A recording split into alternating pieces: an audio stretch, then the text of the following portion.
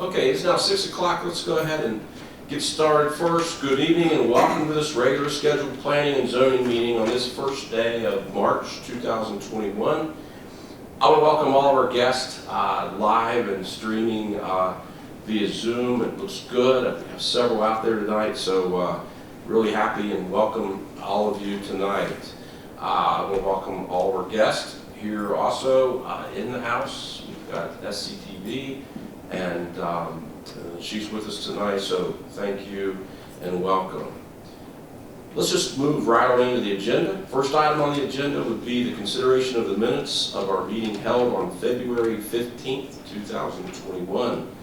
We have would there be a motion out there for the approving of the minutes?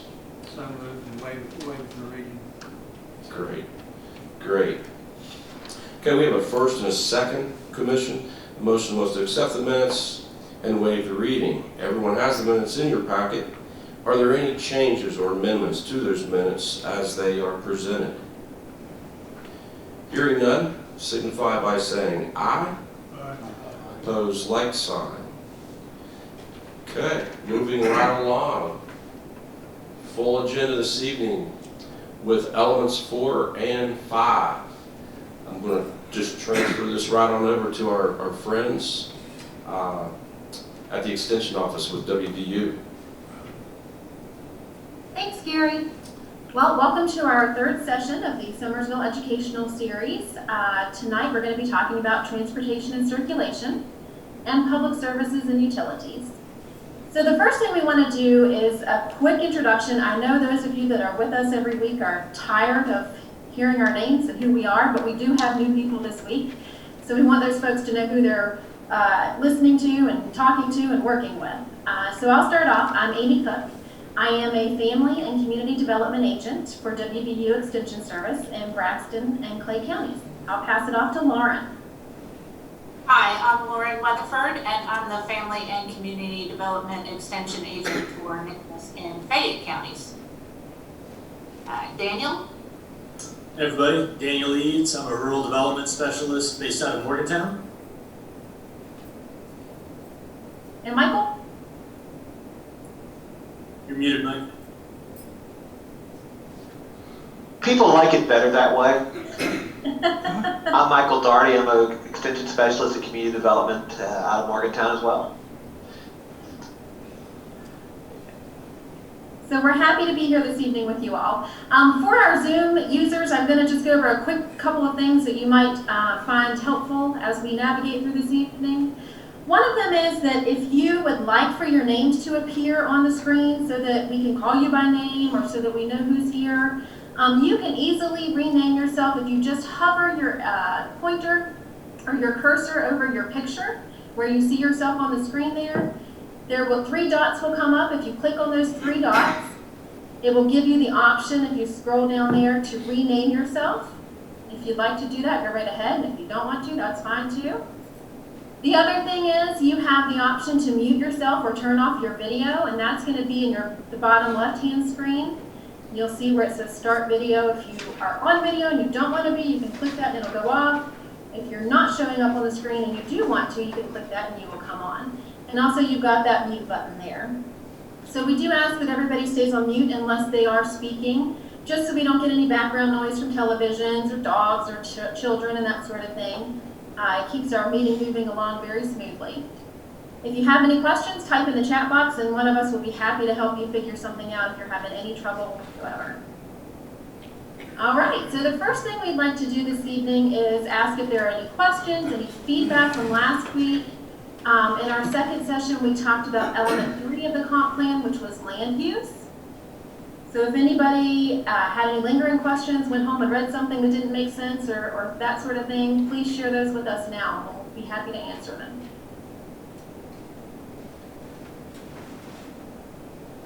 Hey Amy, the only question I have is what kind of feedback did you get from the questionnaire survey? That is a great question. We were going to talk about that this evening, and since you asked, I'll go ahead and talk about it now. So we only have three responses to the link. Now, people could have filled out paper surveys that we haven't received back yet. But we really need everybody to fill out the feedback survey. And I'm going to share that link several times in our chat as we go on throughout the evening. If people could click on that, that link is not just for the P&Z Commission or City Council members, but the public at large as well. So if you're on here just as a public member wanting to be involved in what's going on, please share your feedback in that link. They do have paper copies or the ability to print you a copy at the city office. So if you can't use the link to complete the feedback survey, please contact the city office or even the Summersville Extension Office or the Nicholas County Extension Office, and we can get you a paper copy to be able to do that. So the reason that's so important is because it's why we're here, basically. We're here to go through these elements with you, answer your questions, but when we get that feedback, we're going to formulate a report from that at the end of our series.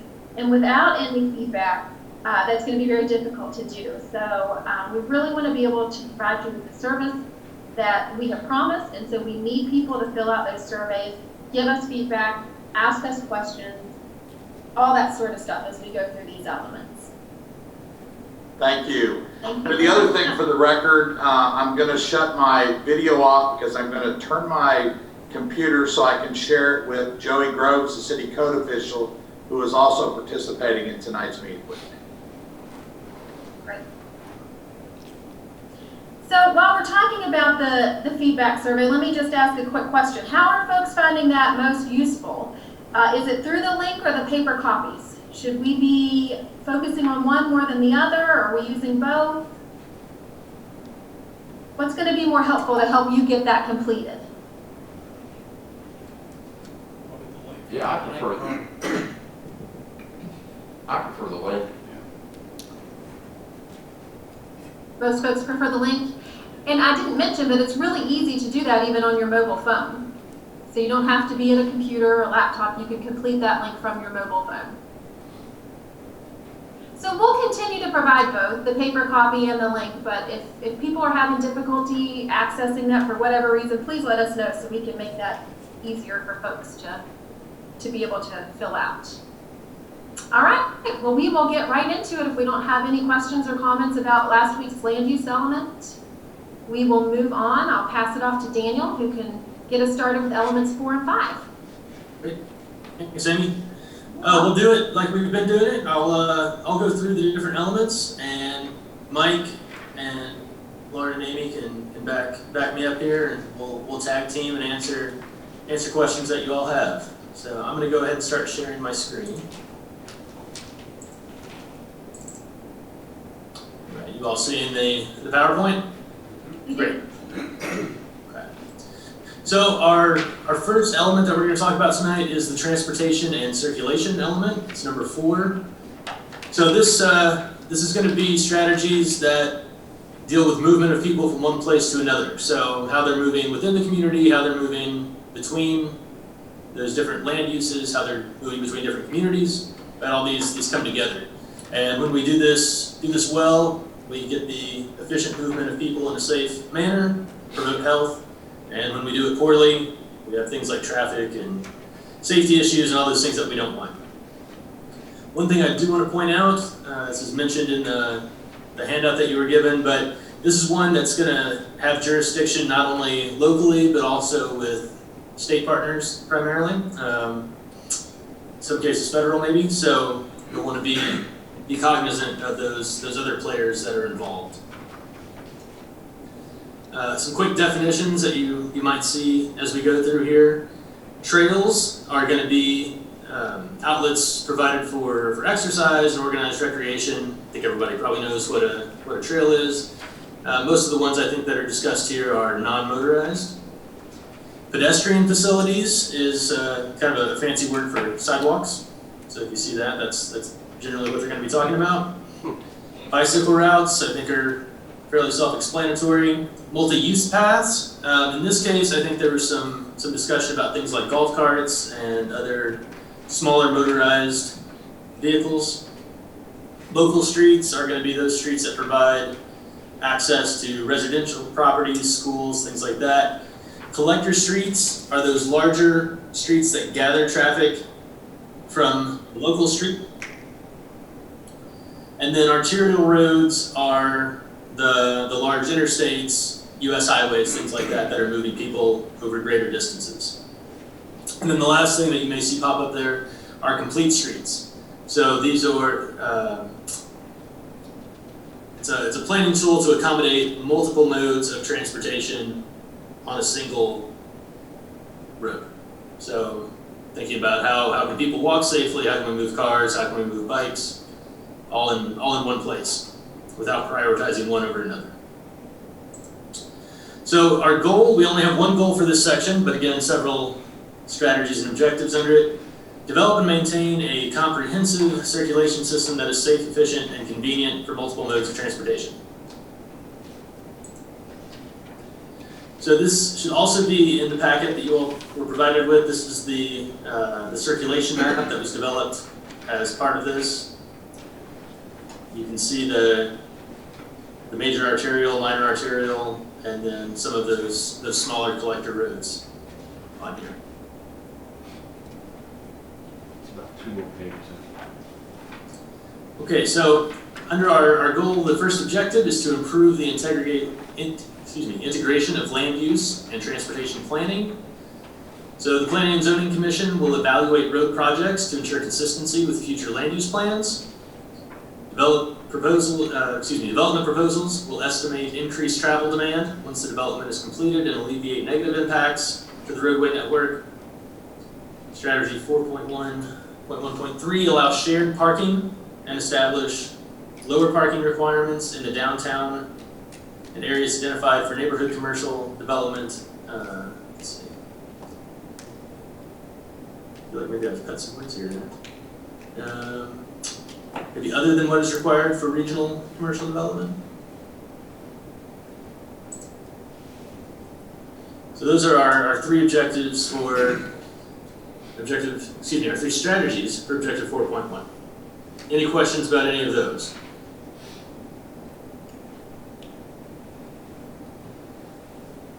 Okay.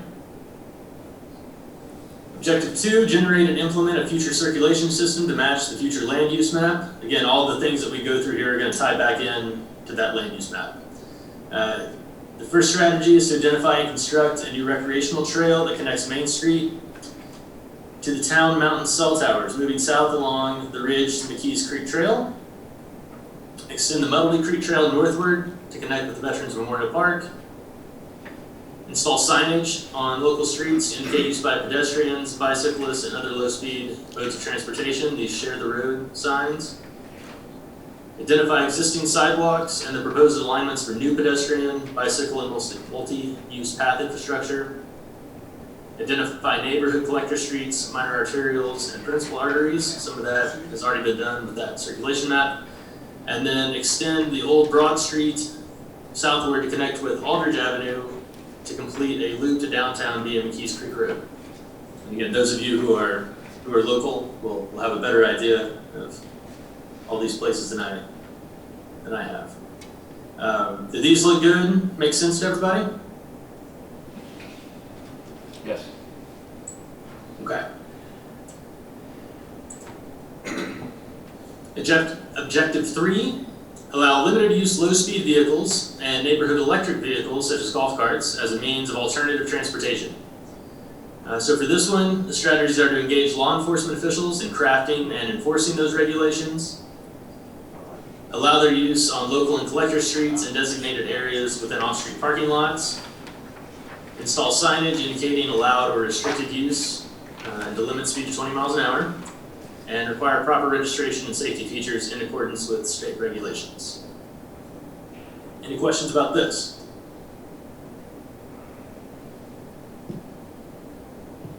Okay. Hey, Daniel. Yes. I love this, okay? I don't play golf anymore, but I love to have a golf cart. And how difficult is it? When I look at our city, how difficult is it where there's going to have to be crossovers and things like that? And maybe the mayor can help me a little bit on this too. Some of those main arteries like Webster Road, I don't know if that's state, if there's some state areas there that we're going to, how difficult is it to get some permission? Because I think that you're gonna have to have some crossings to connect some of these neighborhoods. Yeah. Have you heard much about that? This is Mike. Yeah, Mike. I'm looking for the code. I know I ran across it in the review of this, and I've got I left a number out of the citation, so I can't find it directly. But you're allowed. I mean, when the most recent change in this area lets you do crossings at signals where as long as the speed limit of the crossroad is less than 40 miles an hour, it's 40 miles an hour or less. Okay. So you can, and the 20 miles an hour in here is straight, I believe, is also based on state code, that recommendation. So they do have the low-speed vehicles do have to be licensed, and there's certain requirements, but the state has, in part because it makes it easy. I mean, what's happened is that the golf carts that are talked about here are lumped in with the four-wheelers that are used for trails and are popular. So they made the set of laws for them, and it just happens to apply to the golf carts that we're talking about here. So that's where you get the whole low-speed vehicle and neighborhood electric vehicles to be allowed to use streets under certain conditions. Okay. Perfect. This is Stevie. I have a quick question about that. Go ahead, Steve. With regard to with Webster Road, is that going to be something that we would be able to let those vehicles travel on? That might be a question for Mayor Schaefer. I don't know if that's under these qualifications, just for some fact that if you live, let's say, at the Brady part of Summersville, and from around Brady Avenue down, you can pretty much get all the way downtown on the back roads. But if you would live past there, you would have to be able to have access on Webster Road. Am I correct in saying that? And in saying that, will those vehicles, is that something, I mean, does that road qualify for that? I don't know if that would be, it seems to me that might be a safety issue on Webster Road, getting the folks from, say, Terra or Holly Hill area. At Holly Hill area, you got to cross 19. Right. Just looking at Webster Road I mean, this again is looked more for smaller secondary roads. Webster Road is a state primary. It's Route 41 through most of Summersville, so my guess is the speed limit is going to be more than 20 miles an hour. So it probably is a no. You probably could cross it at certain places if there's a traffic light, but it just, I mean, without, and I'm not, and I can't say for sure because I'm not an expert on this, but I'm not, but that's just looking at the particulars of the state law and just looking at what I can see of the road here. That's probably not one that you're going to have. It's going to be allowed. You're going to have a system. It's more like the secondaries and the frontage roads that are already low speed limits that are going to be able to be accessed. So basically, from a neighborhood coming in, I mean, I think I heard you say Holly Road. That whole neighborhood there, probably the roads are of slow speed that you could get to North Side Drive and get to that side. But without an underpass, you probably couldn't get over to the Walmart side. There need to be some sort of access because you could not. Route 19 is 50 miles an hour, so you can't cross it. So Stevie, I think you're spot on. When we look at something like this, we've got our work cut out for us because there is a lot of interest in people being able to commute around town on these types of vehicles. But we have many challenges, and of course state roads that have speed limits that pass all through the city. So we would have to be very crafty. I think it's something that we definitely should move forward on, but we're going to have to get real skillful and crafty.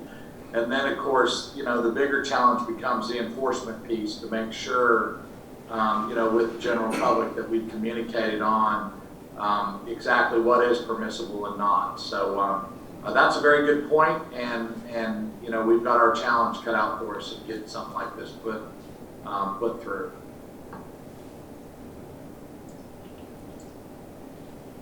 Great. Just a couple of things. I mean, I love the idea. I do. It's just a few challenges, but Thank you.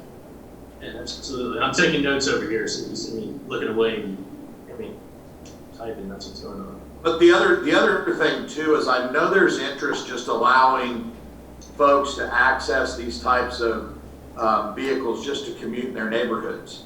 And so, that's one thing that I know that we'll be able to open the door on. People in Holly Hill can commute around Holly Hill, people in Brady can, people in Terra can. Actually, we get probably some real strong requests from McKees Creek.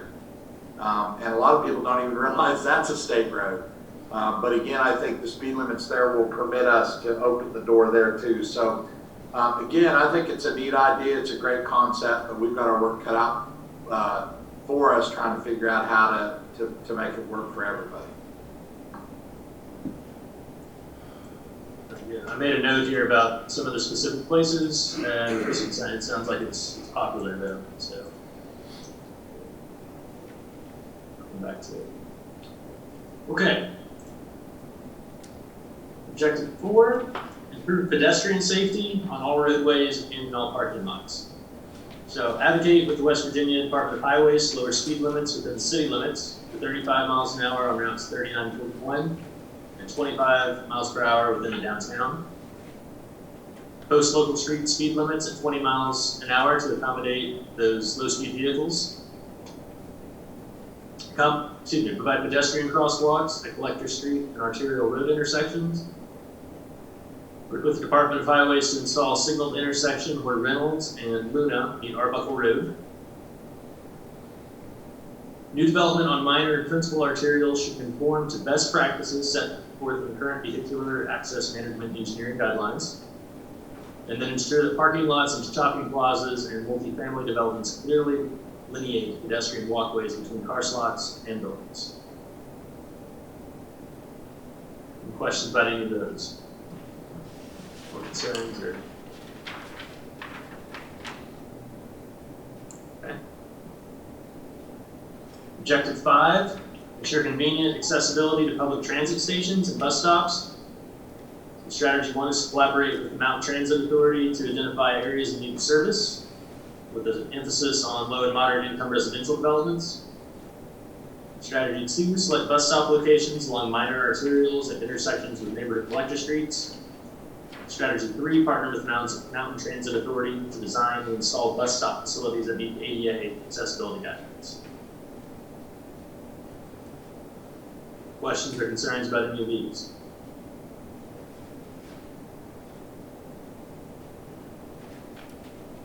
Okay.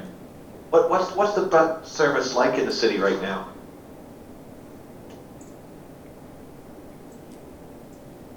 Actually, we got the best guy in the city to deal with this subject matter. We've got the actual director of MTA with us tonight, Tim Thomas. Basically, we run the bus first Monday through Friday. We run from 7:30 in the morning to 8 o'clock at night. The individuals that need transportation, they can call into our office the day of or at least the day before and schedule the transportation to wherever they need to go. In addition to that, we have feeder routes coming in from the Richwood area and the Webster County area, bring people into work, grocery shopping, medical appointments, etc. We have increased our transportation since 2018, since I've taken over here at MTA, and we are looking at other alternatives of types of transportation to help. One of the things that you mentioned in here about the low-income residential areas, we do service every area in the Summersville area and in Webster County and those other areas that we operate. We do have routes or have a system going into those places on a daily basis. And of course, if you look at our website, it can show you the maps, etc., the times, and so forth. But we are full service public general transportation. We are not a, the image of MTA used to be, was just like for non-emergency medical or senior services transportation. We're all of that. Plus, we have a lot of professionals that come in and work that we use public transit to get to work, etc. Excellent. Thank you.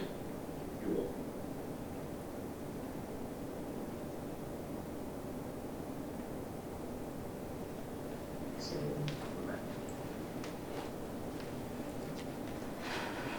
Okay, objective 6 is to improve connectivity between US 19 and destinations within the town and Summersville Lake wildlife areas. So again, I'm working with the Department of Highways for a southbound only exit from US 19 north of West Webster Road to the old frontage road for access to the Gateway Visitor Center. There's more about that in the economic development element, which we'll talk about in the future. Install wayfinding signage from US 19 to downtown and from downtown to Summersville Lake, and the Lake Resort Development Area. It's the area along Webster Road, Main Street, Broad Street, East Creek Road, and Aldridge Avenue. Obtain public rights of way for easements for multi-use path entrances into the Walmart and Merchants Walk shopping plaza via multiple points along Ashley Lane. Strategy 4, construct a parking lot at the end of McKees Creek Road for easy access to the McKees Creek Trail. Strategy 5, install wayfinding signage and construct additional parking near the southern trailhead for the Muddleby Creek Trail. It's the area by the wastewater treatment facility. Questions or concerns about these? Daniel, can I just bring up, so people fully understand what we're talking about? I think there's a mistake in that first strategy. I think it's just Webster Road that we're talking about there, not West Webster Road. All right. What is the difference between West Webster Road and Webster Road? Where they're at. So Webster Road is the one that goes right, starts at. No, I'm sorry, Amy, I didn't mean to interrupt. You go ahead. You're probably there with Okay, Webster Road, West Webster Road connects to 19, runs out by Exxon. And Webster Road runs all the way down through out to McDonald's, which is Route 41. Yeah. See, the part of it is that the maps show, you get on the maps and they don't do a good job of differentiating between West. I think they just label it all West Webster Road. If you're using some of the mapping products. Okay, so we're going to strike west here and just leave it as Webster Road. That's correct, right, Mayor Schaefer? We're talking about Webster Road. Yes, that's correct. Yes, Yeah. that's correct. You're correct, Amy. Yeah, they have, if you look at, and I can tell you where this came from, there is a Google Maps has Webster Road and West Webster Road, both the 41, which is Webster, from what I'm hearing, it's actually Webster Road, not West Webster Road, and West Webster Road, which is sort of an offshoot from Webster Road, both labeled West Webster Road. That's probably where that came in, yeah. So you literally have an intersection of West Webster and West Webster. Yeah. So people understand that's talking about a southbound only exit around the McDonald's area. So that's undeveloped property there before you get to McDonald's off of 19. Putting in one of, instead of a stoplight, like coming to McDonald's for a stoplight, it would just be a lane that took you off of 19, just an exit lane to get you into downtown. So is that is what that is eliminating all the stoplights on 19? Is that plan? Is that what that is meaning, or is that just a specific area? So the stoplights would still be there, even the one at McDonald's. This is just adding an additional access area to get to downtown without having to use a stoplight. I think if you read there, it's talking about putting a visitor center right in that area as well. So basically a way to get people to come to downtown without going through 19 and maybe being distracted by, the gas stations and the restaurants along 19, but a way to get people to that downtown area.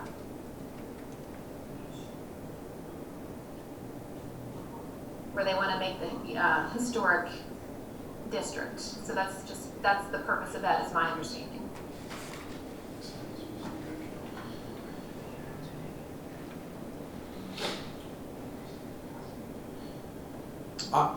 Daniel, I also have one issue here. I think that I think we definitely need some right-of-way easements for multi-use path entrances into Walmart and Merchants Walk Plaza. It definitely is needed, especially with the housing that is up on Webster Road, and getting them safely over to those two areas is very, very important. I think we have some challenges there, though. I'm really not in favor of taking those through the Terra Estates up Ashley Lane. I have heard from some folks. Stevie may be a little bit more up on this, and he's probably heard from some folks, but I just struggle with that. That's a lot of traffic right through that Ashley Lane area. So I'm going to challenge everyone to look for some other entrance. I don't know how we do that. I don't know if maybe that route is getting them up West Webster Road somewhere and then over. But I'm hearing a lot of negativity on that solution of using Ashley Lane to go up and cross over into the Walmart Plaza. That is correct, Gary, and I agree with you. I've been talking for a couple of years that I've kind of been around that area because I live there, that access point brings more traffic into that area. We do have some kids playing on that backside now, a lot more than we had in the past. So I don't know if that's going to be feasible through there. Now, like Gary said, West Webster Road, right there, which is part of a future plan for sidewalks, that one makes sense to me. Right there as a sidewalk foundation gets put into place with the city. We elaborate that earlier, but that's I totally agree with Gary on his comments there. Okay. I mean, great idea. I know what we're trying to do, but maybe a different access where we're not bringing it right through some of those residential areas, but having access through there is definitely. I agree. I think the idea is fantastic, and we definitely need to find a way to get those folks over there. But just getting creative and finding a little different way than up Ashley Lane would be my suggestion. I'm not doing this. Instead of red, I'll make it. Is this working? Should be. Is this working? Yes. I have a question going back through what you've discussed already, where you're suggesting to install a signaled intersection and so forth. How did you determine that? Did you use accident reports or traffic counts or just a general observation? Amy or Lauren, I may lean on you for that one. Is the question about strategy one, where did that come from? Is that the question for the southbound only lane coming off of 19? Amy, you got one on here, Reynolds and Luna and Arbuckle Road, a signaled intersection to be installed. And my question is how did you determine some of this stuff you're proposing here? Did you do accident counts, traffic counts, or just a general observation from your experiences with other cities? Okay, so when we were doing this work, one of the things that some of the students had to work on was to figure out how to get people from these side streets to areas of recreation, whether it be a park or basketball court or something, without having to cross a major road. And so that's where that came from. I think there were some residents when we were working on this and talking to people in Summersville that said, hey, there's a lot of kids here in this neighborhood and we can't get them to the park or to the grade school or to anywhere that they can get some exercise. And then some other people said, well, I can't even get to the dollar store if I need to walk there, that sort of thing. So it was not based on traffic counts or anything like that. It was citizen input and looking at the maps.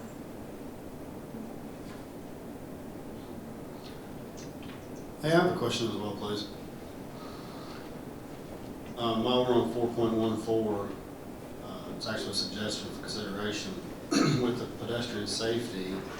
On some of these community roadways, maybe the consideration of putting in some speed bumps, Terra Estates, Starbuck, Brady area, where there's a lot of children activity, especially come Halloween time and such. We're talking public safety and pedestrian safety. I think that definitely is something to consider.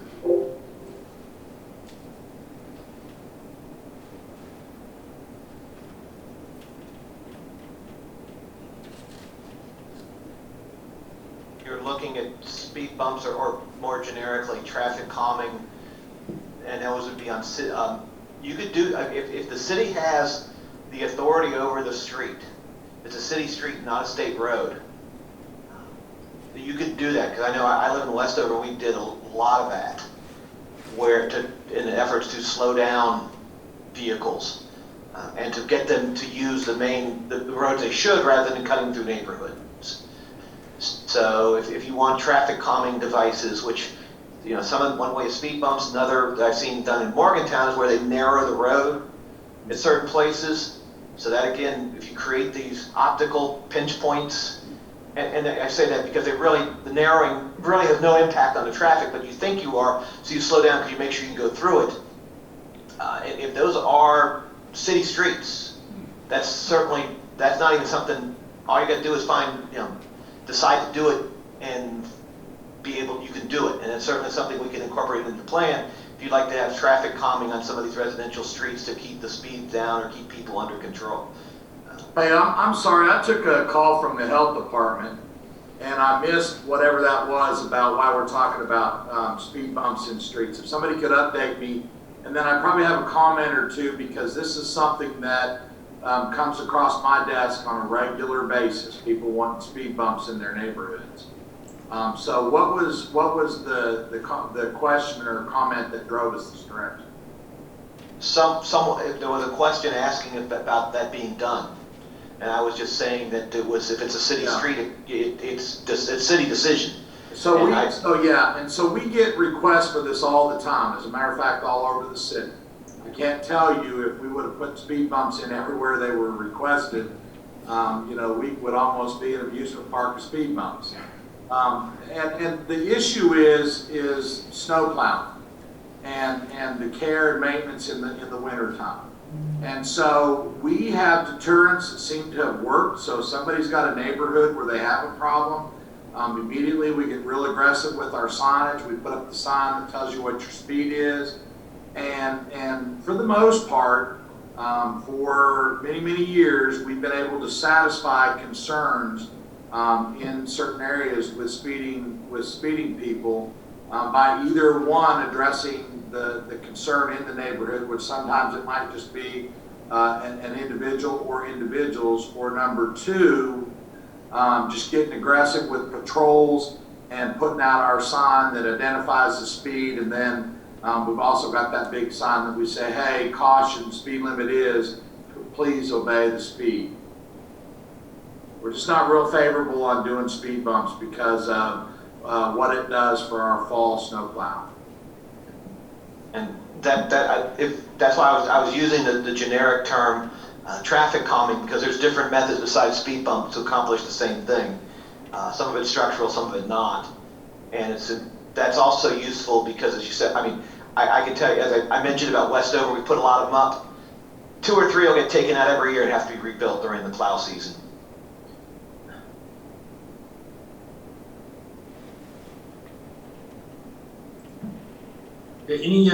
But before we go on, were there any other points? These other ones. Yeah, I'll add something just real quick. I just put in a link in the chat that just gives some really basic visuals of alternative traffic calming options to something like speed bumps, which basically, if you kind of look at them, they're kind of what Mike was talking about, narrowing the roads, things that maybe would be alternatives to speed bumps that people could look at to kind of say, are any of these something we could try to get people to slow down without putting in, say, traffic stops or speed bumps. But there are some other options available. Yeah, if folks have been in Morgantown for football games or anything, the area there on John Nealon has some of these built there. Great, Lauren. Thank you. Passing these on. Any other Anything else on anything that we've discussed already? Okay, I'm gonna bump down to our next one then. And again, feel that this is the kind of conversation we want. So if at any point there's any issues with anything, just let us know. We can move forward, backward, whatever. Okay, objective 7, increase facilities for multiple modes of transportation. Prioritize Main Street and identify neighborhood collector streets for complete street improvements. Again, refer to that circulation system map that's in your handout. Strategy 2, require new developments to construct complete streets or contribute proportionally to a complete streets infrastructure fund. Strategy 3, local streets without complete streets design should include share the roads. Yes.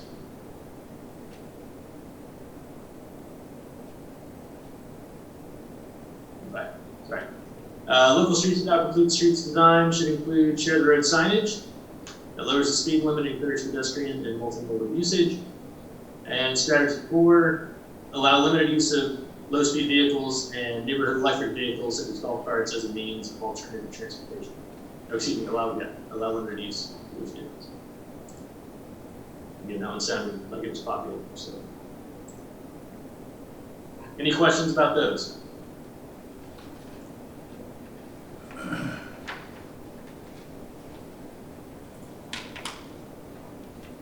Okay. Well, that's all we have for the traffic and circulation, transportation circulation. So, before we move on to the next one, I'll open it one more time for any discussion.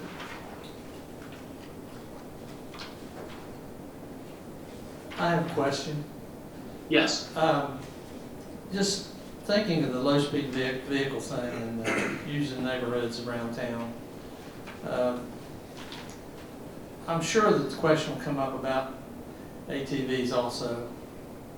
And do you have any information or any data or any kind of information about the use of ATVs on city streets in conjunction with low-speed, these what you call low-speed vehicles or golf carts?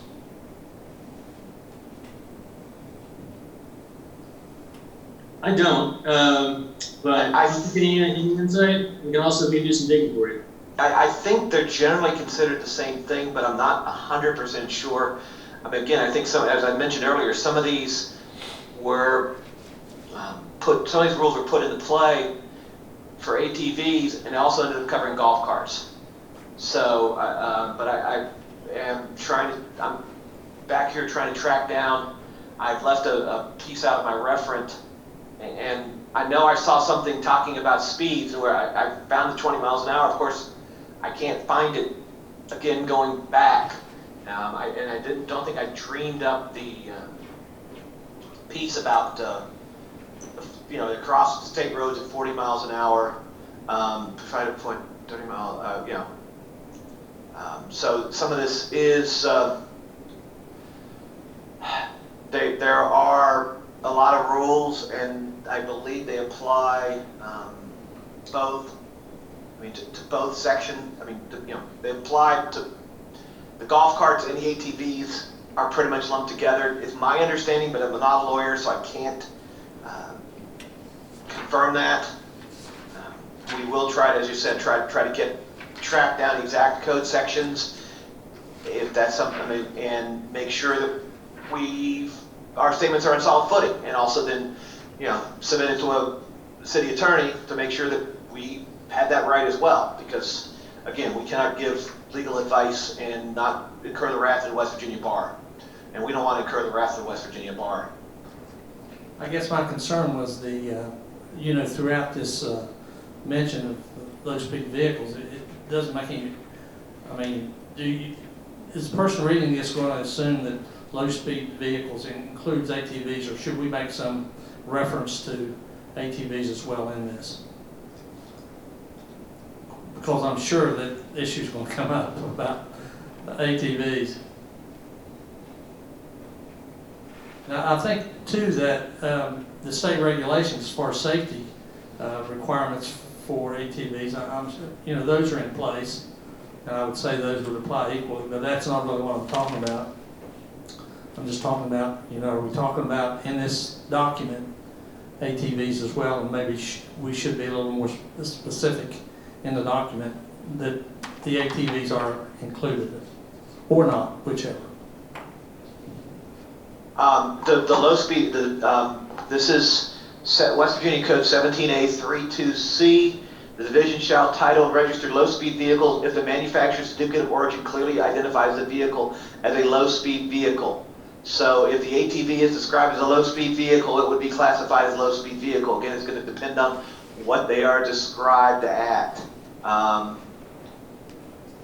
And the low-speed vehicle shall only be where there's corporate limits, where the speed limit is not more than 25 miles per hour. And any person operating must have a valid driver's license. So you still have to be a driver. I know I saw something in regards to the crossroads previously when I was looking at this, but that may be in another section. But again, that's so you have the 25 is 20 is probably just a better rule. I thought it actually said 20 in the code. It may say 20 somewhere else in the code. Would be the first time the code contradicted itself. But again, getting back to your original question, it is going to be in what is in the the manufacturer's certificate of origin. If it's declared as a low-speed vehicle, then it's a low-speed vehicle. If it's not, it's not. And also, this does not include, that you may not title or register homemade low-speed vehicles or retrofitted golf course that such does not qualify as low-speed vehicles in this state. So you can't make something up. It's got to be straight from the factory type of situation. I'm aware that in several communities around the state that ATVs are permitted on city streets with some restrictions, and I just want to make sure that that's what we're including the ATVs in this. If that's what the object is, to identify them as a low-speed vehicle.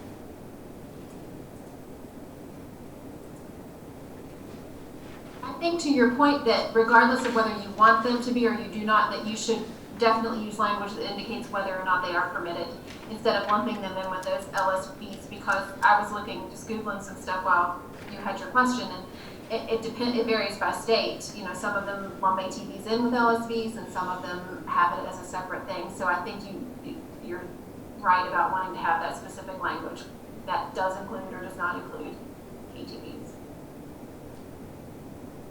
My guess is going to include some ATVs, but not all.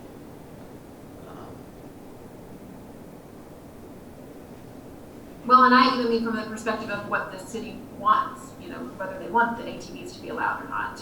Right. Well, but no, but if it's if the ATV is labeled as a low-speed vehicle, you can't separate them out by West Virginia code. I've had a good bit of experience in southern West Virginia, and by promoting tourism in this area and opening up roads like McKee's Creek and these trails you're talking about opening up, the city's going to have their hands full with ATVs because they're all over southern West Virginia. I don't know who enforces the regulations. Well, no one enforces them down there, but somebody's going to have to enforce them here. At one location, at a restaurant, I counted 22 of them parked beside the road. They're all over down there, but it's a huge economic impact in that area. And if you go in that direction here, you better get ready because they're going to come. And you start putting parking lots or trailer rentals out near the lake, and you open up McKee's Creek, they're going to be coming into town. They're going to bring ATVs. It's just the nature of the beast, the way they work. Same way in Logan County, Mingo County, they're all over down there. But that's how they travel once they get into an area. So it's not something to take lightly because once it gets on you, it's all over you.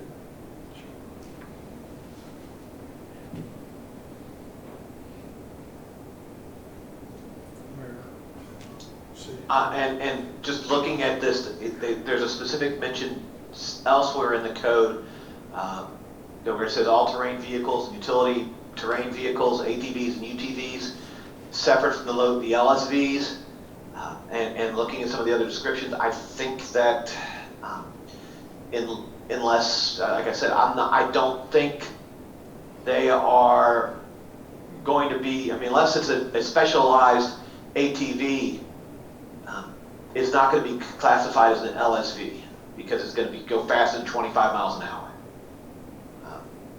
And so it wouldn't meet that criteria. So you would not, opening it up to one LSV does not automatically open up to ATV, unless it's a really slow ATV.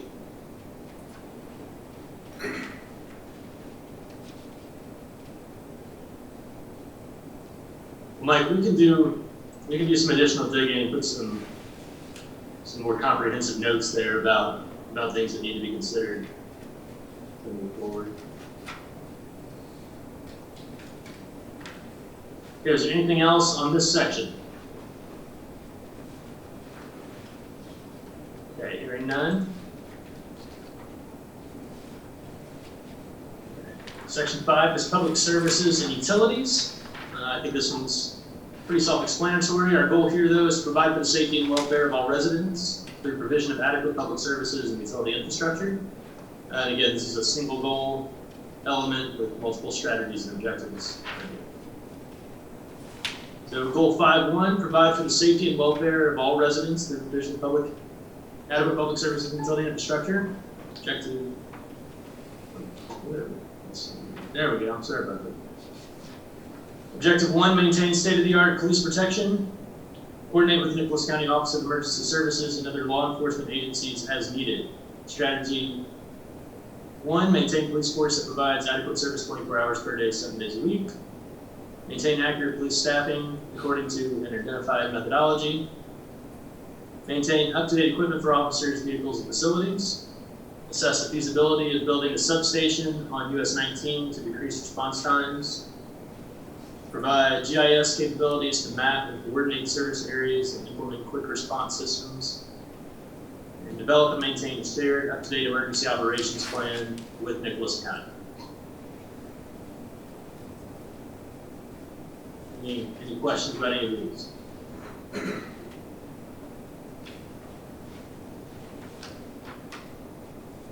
Okay.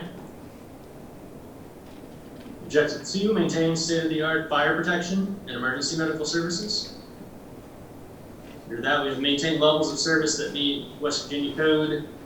We've got our 2 code pieces here, 2939I, State Rules Title 87, Series 6. Reduce current ISO PPC rating from 5 to 4.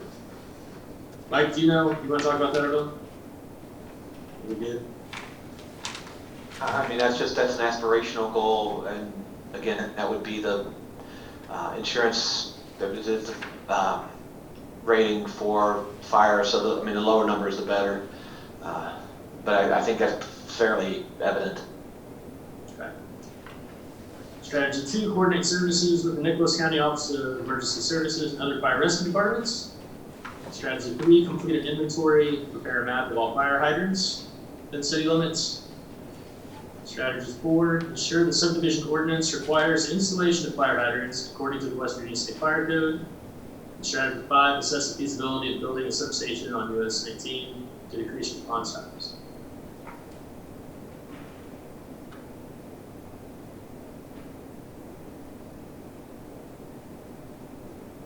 There are other ones underneath here. Increase the city fire fee to enhance services and maintain operational capacity as costs increase. Strategy 7, provide geographic information system capabilities to map and coordinate service areas and implement quick response systems. Strategy 8, assess the feasibility of adding ambulance and EMS services to the fire department's operations. And number 9, develop and maintain a shared up-to-date emergency operations plan with the county.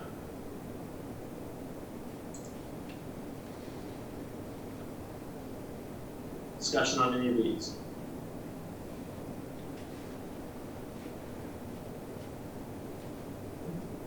Hearing none. Yeah.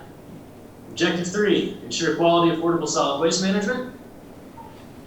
So strategy 1 there, explore competitive bid, municipal franchising to private waste management service companies. require provision of regular household waste, periodic household waste and recycling services. And then strategy 3, all public services should observe performance standards established by the agencies of the state of West Virginia and the U.S. Environmental Protection Agency. Discussion on those.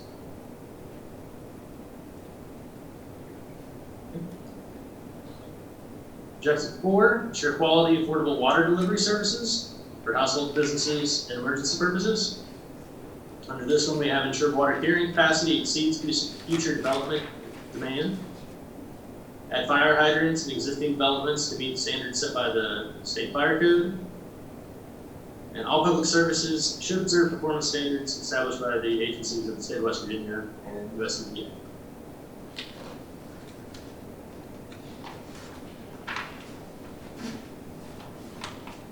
Objective 5, maintain state-of-the-art wastewater treatment facilities and sewer system.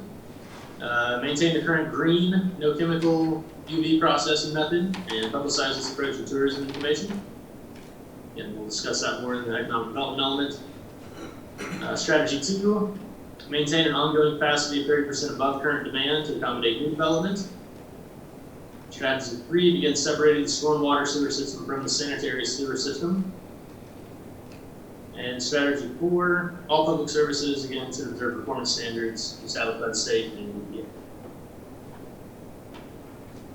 Any discussion on these?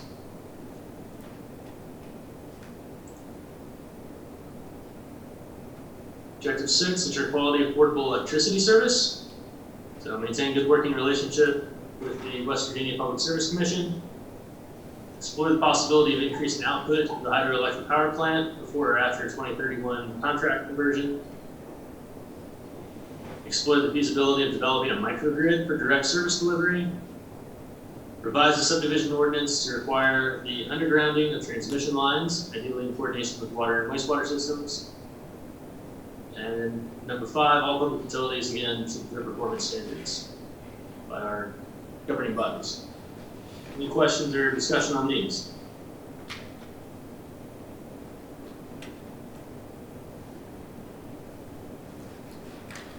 Okay. Objective 7, ensure quality, affordable natural gas service. So maintain safe and adequate natural gas for the residents and businesses within the city. Revise the subdivision ordinances to require co-location and distribution pipelines with water and wastewater service lines.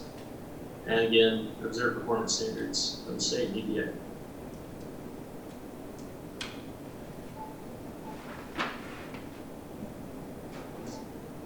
Objective 8, ensure quality, affordable information and communication technology services. So engage in state and regional efforts to make broadband service universal. And explore competitive bid municipal franchising opportunities with communications providers to improve quality and affordability.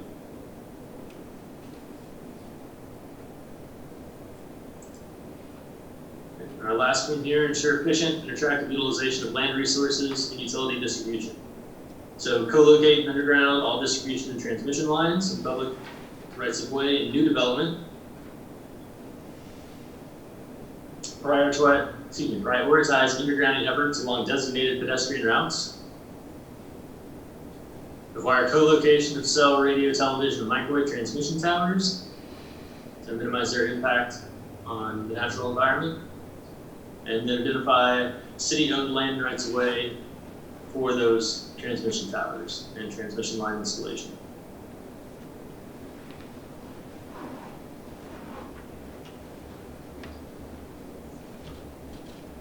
Right, and that concludes that section. So any discussion on any of the elements there?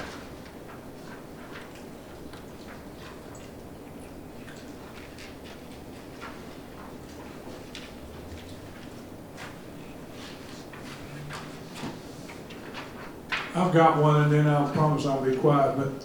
No, please. Just curious to see, hear from the mayor about this stormwater runoff. I know separating those out can be a very expensive endeavor, and I'm just curious if there's ever been an engineering study to see how much influx of stormwater runoff, how it is affecting the drainage system.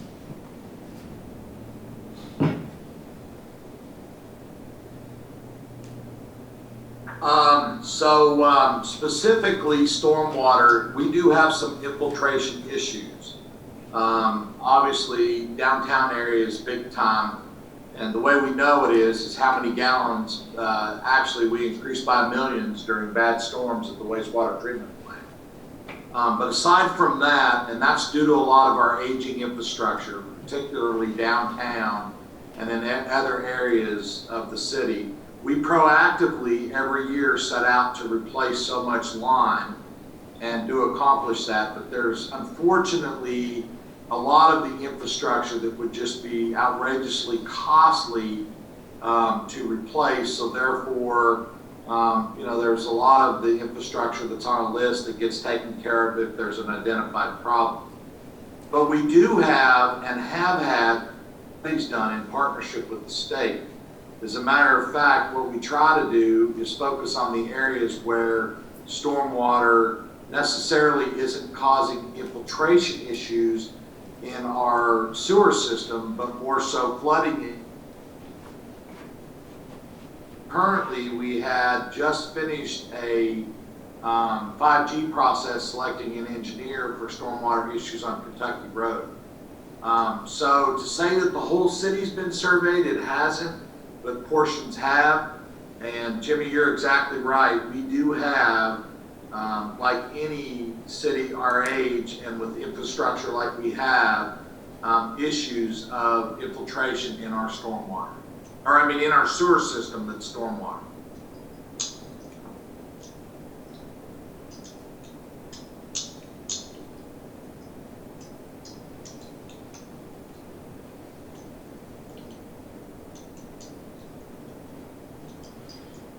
Did I answer your question? Yes. Very good, Mayor.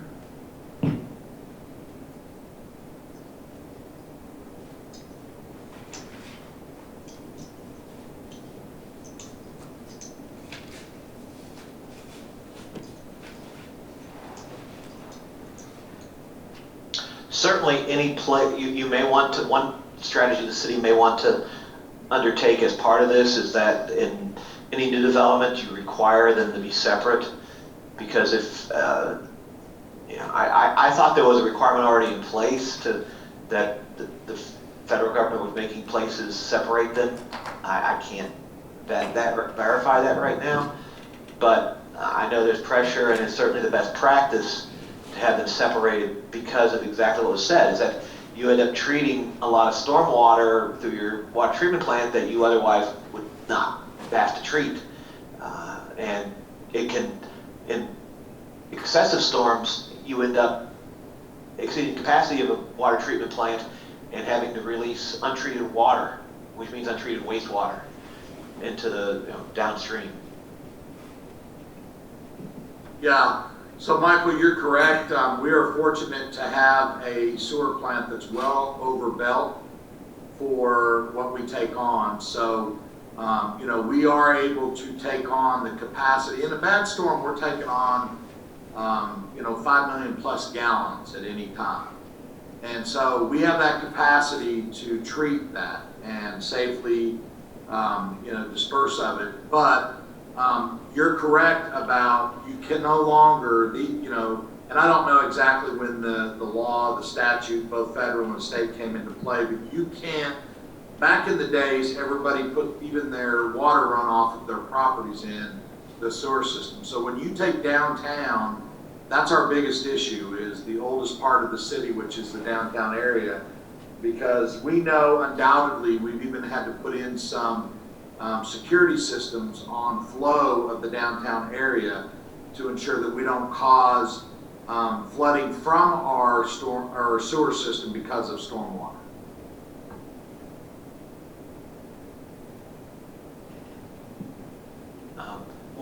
Getting back to a previous question about ATVs, they can't be regulated separately. That's in Chapter 17F of State Code. So you can make so unless it's labeled a low-speed vehicle, you don't have to allow the ATVs the same rights as the LSVs.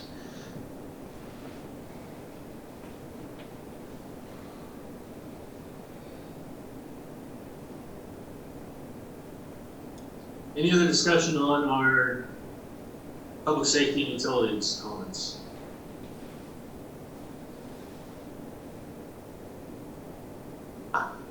Couple of things that I have questions in looking at right now. One of them, who runs is there, what is the EMS situation like right now in Summersville? I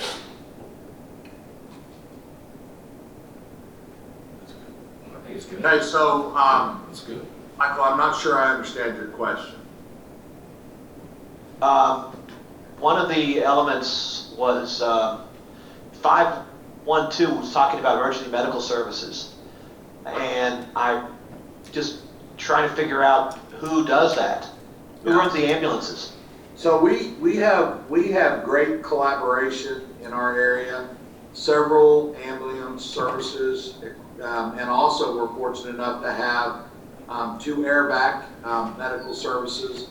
Homeland Security, our Office of Emergency Services, we've got boards, E911, so on and so forth. Great partnerships and collaborations that, even with the fire departments, things are well oiled in this area from the standpoint of, especially when you take into consideration that our fire departments are all volunteer.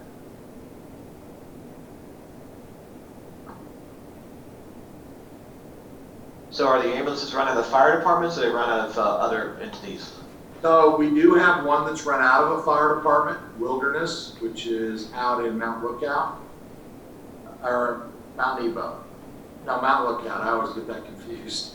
But other than that, we have JanCare, which is a private ambulance service, and also ReadyCare.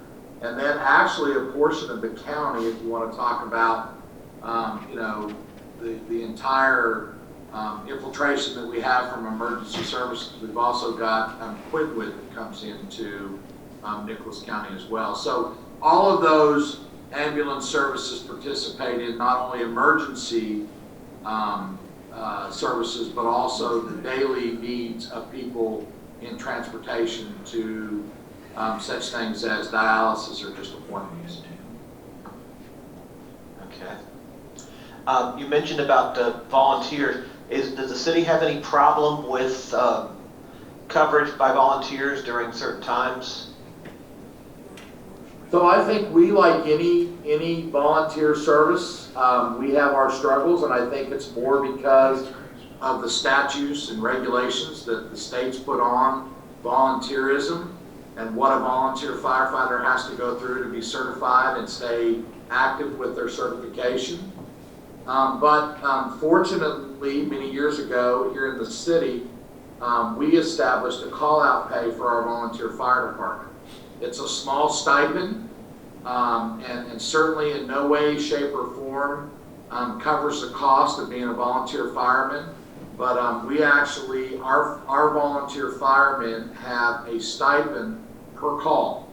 And so that has certainly helped retention and some recruiting, but it's incredible what an individual gives up to be a volunteer firefighter. So obviously we still run the same problems with recruitment that any other small rural area does. And I've heard that about the cost, and I don't think people realize that essentially the training the volunteer have to go through is the same as a paid firefighter. And you notice I'm careful not to say professional because they all have professional training. I've learned that. But the one other thing I've heard is that in some communities they have problems during the working hours because people either can't get away from their jobs or work removed from the community, so that if something were to occur during the 9 to 5, it's actually worse than if it occurred from 5, at night. That's spot on, and that is, especially in rural America, that's one of the big issues with the volunteer fire department. And we have the same.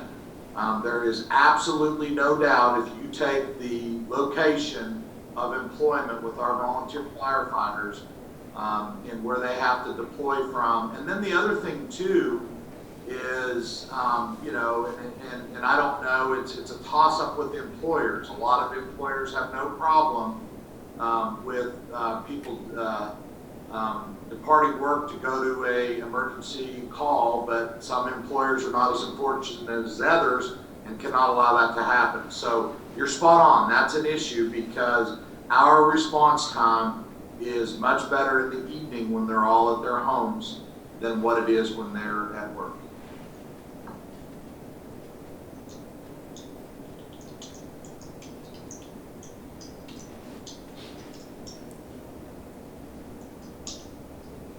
Thank you.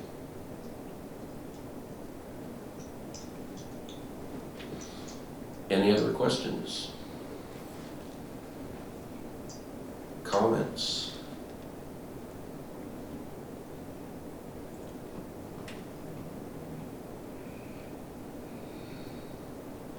Fantastic presentation by the extension again. I want to thank all of you for attending tonight and helping us through this. We've had a lot of good questions. It's been a lot of good dialogue, so I truly appreciate that. Gary, I've shared that link to the survey, the feedback survey here in the chat box for anybody who's on Zoom. Okay. And then we will get that paper survey and the link out to you so you can send that along by email to your P&Z Commission, City Council members, and anybody else that would like to have that.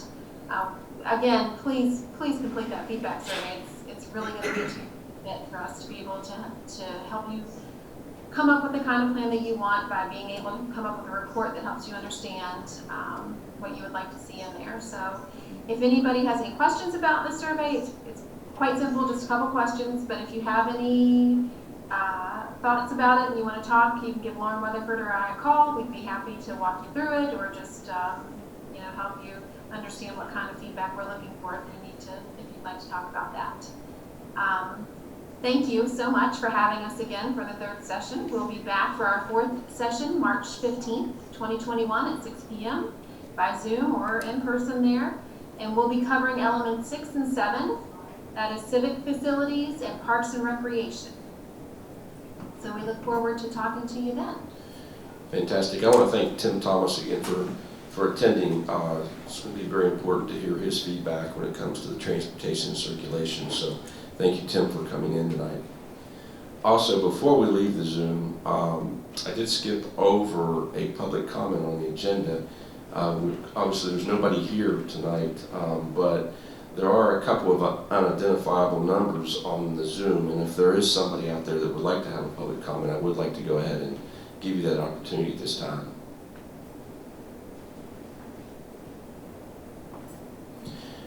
Hearing none, I will entertain a motion to adjourn. So moved. Have a first, have a second. All in favor? Aye. Thank you. Thank you, everyone. Thank y'all.